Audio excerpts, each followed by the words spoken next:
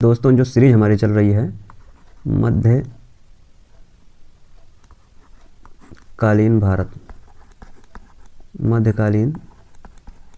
भारत की सीरीज चल रही है। आज देखिए हम जो बताने वाले हैं आप सबको मध्यकालीन भारत के बारे में फिर से बताने वाले हैं। अब देखिए सीक्वेंस वाइज पढ़ना कैसे रहता है, ये स्टूडेंट्स में बहुत कन्फ्यूजिंग होती है। जितना आप लोग पढ़ते हैं उतना भूल भी जाते हैं। अब देखिए हम तो नहीं भूलते हैं, क्योंकि जो NCERT की जो बुक है वो बिल्कुल स्टोरी टाइप लिखी गई है, जो हिस्ट्री है, हिस्ट्री बिल्कुल स्टोरी टाइप लिखी गई है। एकदम जैसे आप लोग कोई स्टोरी आप लोग सुनते हैं और जो है भूलते नहीं हैं, वैसे NCERT की किताबों से लिखा गया है, NCERT किताबों में। अब आप लोगों को पढ़ना कैसे है, समझना कैसे है, ये आपके ऊपर डिपेंड करता है। अच्छा, कुछ बच्चे ऐसे हैं, कुछ स्टूडेंट्स ऐसे हैं जो कहते हैं सर मुझे NCERT बहुत अच्छे समझ में आती है, कुछ कहते हैं मुझे NCERT समझ में नहीं आती है। अब देखिए यहाँ पे मैं अब बताने वाला हूँ आप सबको कि मध्यकालीन भारत मैंने कहाँ से शुरू किया था और कहाँ पर जाकर ख़त्म होता है। देखिए हमने अरबों के आक्रमण के बारे में पहले पढ़ा, ठीक है, अरबों के आक्रमण के बारे में पहले पढ़ा। उसके बाद हमने तुर्कों के बारे में पढ़ा, अब हम अफ़गानों के बारे में पढ़ेंगे, ठीक है। तो सीक्वेंस बाई ये चीज़ आता रहेगा, ठीक है, सीक्वेंस बाई ये चीज़ आता रहेगा। क्योंकि अगर सीक्वेंस बाई आप लोग नहीं पढ़ेंगे तो इतिहास को आप लोग भूल जाएंगे, ठीक है, इतिहास को आप लोग भूल जाएंगे। देखिए मोहम्मद बिन कासिम, हमने यही शुरुआत किया था मोहम्मद बिन कासिम से, ठीक है, मोहम्मद बिन कासिम से। और फिर ये कौन था, ये था अरब आक्रमणकारी, ये कौन था, अरब आक्रमणकारी। और हम लोग दूसरा पढ़ेंगे महमूद गजनबी,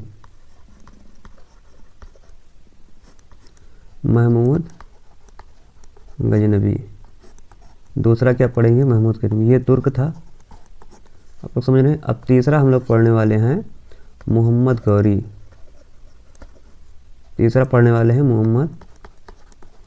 गौरी, गौर वंश का ये जो है अफ़गानी शासक था।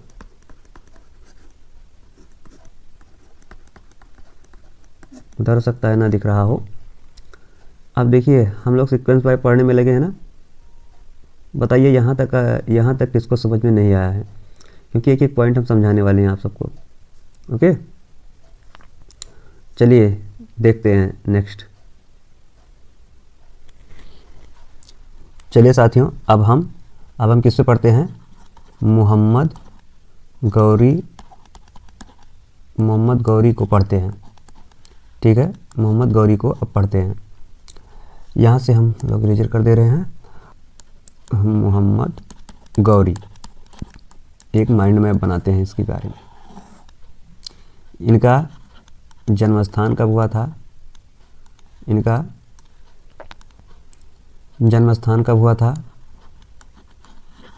जन्म कब हुआ था, ओके। इनका शासन कब तक रहा, और फिर इनके युद्ध, देखिए ये इनके युद्ध, इनका शासन, इनका युद्ध, ओके। ये 3-4 चीज़ें जो है अधिकतर पूछी जाती हैं एग्ज़ाम में, ओके। तो चलिए हम लोग देखते हैं एक एक करके। जो इनका जन्म था वो 1149 ईस्वी में हुआ था, 1149 ईस्वी में हुआ था। और इनका जन्म जो है अफ़गानिस्तान में हुआ था,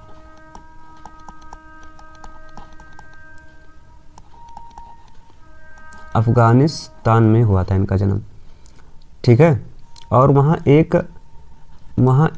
स्थान हुआ करता था गौर, या इन्हें बोला जाता था घोर, ठीक है, गौर या घोर।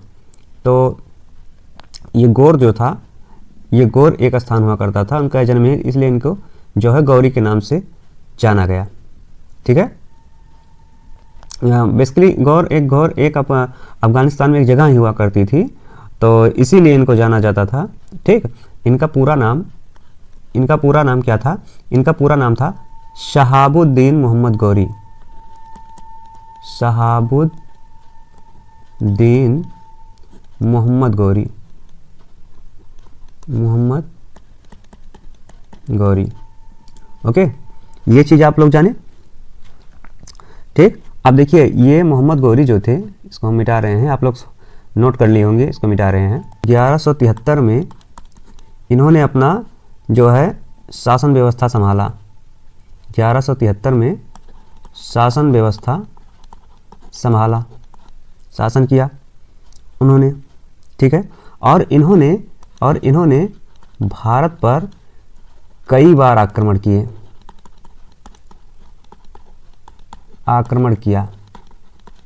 कई बार आक्रमण किया।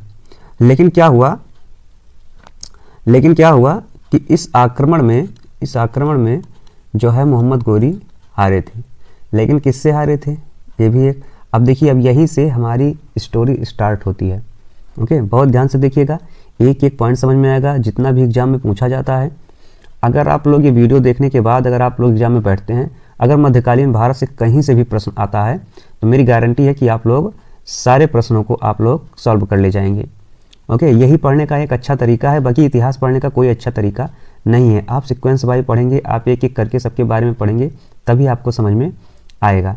ओके, अब देखिए, इनका एक युद्ध हुआ करता था। सबसे पहले इनका युद्ध था तराइन का युद्ध। तराइन का युद्ध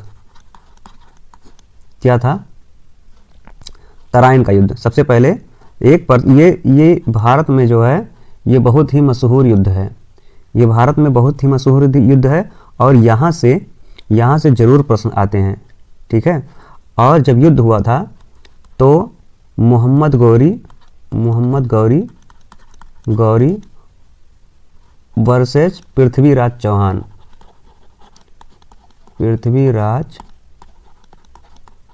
चौहान के बीच हुआ था।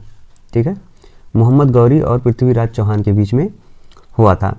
ठीक, और जानते हो आखिरी में पृथ्वीराज चौहान मारे गए थे।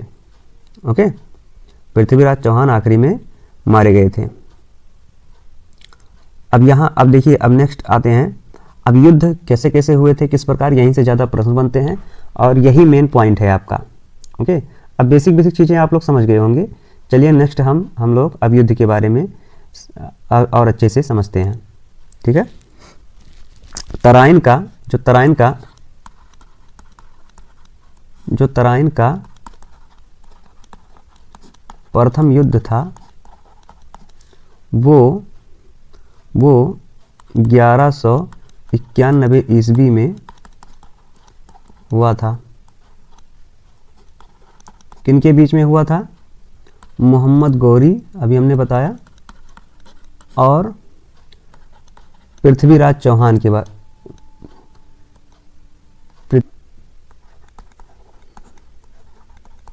जहाँ से प्रश्न उठते हैं वहीं से पूरा प्रश्न मैं बताने का प्रयास कर रहा हूँ। ठीक है, तराइन का दूसरा युद्ध, यहाँ पे हम डेट लिख देते हैं, यही एक साल बाद होता है 1192 ईस्वी में। 1192 ईस्वी में होता है। ओके, ये चीज़ आप लोगों को आशा करता हूँ कि बहुत अच्छे से आप लोगों को इतिहास समझ में आ रहा होगा। नेक्स्ट आगे देखते हैं। जो तराइन की अंतिम लड़ाई हुई थी 1192 में, दो ही युद्ध होते हैं बेसिकली। और यहाँ पे देखिए, एक राजा हुआ करता था जयचंद। ओके, ये बेसिकली राजा नहीं था, अगर कहा जाए तो एक प्रकार से राजा ही था, क्योंकि राजपाट करने के लिए वो बहुत कुछ जो है वो विश्वासघाती भी हुआ करता था, ऐसा इतिहास में बताया जाता है। ठीक है, कि तराइन की जब अंतिम लड़ाई हुई थी 1192 में, तो जो मोहम्मद गौरी था, वो जो है मोहम्मद गौरी से मिल गया था बेसिकली, ऐसा कहा जाता है जयचंद।